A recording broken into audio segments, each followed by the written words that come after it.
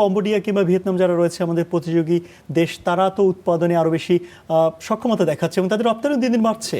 সেই জায়গাটায় বাংলাদেশ কেন রপ্তানিতে এখনো পিছিয়ে আছে?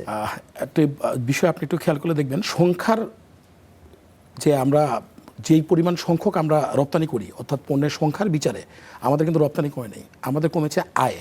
অর্থাৎ যেই রপ্তানি করার জন্য যে আমাদের আগের যে রেটটা ছিল বা আগের যে প্রাইসটা ছিল সেটি আমরা পাচ্ছি না, বিধায় কিন্তু রপ্তানি আয় কমেছে, কিন্তু রপ্তানির সংখ্যা কিন্তু কমে নেই। এই বিষয়টি নিয়ে কিন্তু অনেকভাবেই বিশ্লেষণ করা যায়। সবসময় কিন্তু আপনারা আমাদেরকে কোশ্চেন করে আসতেছেন যে রপ্তানি নিয়ে।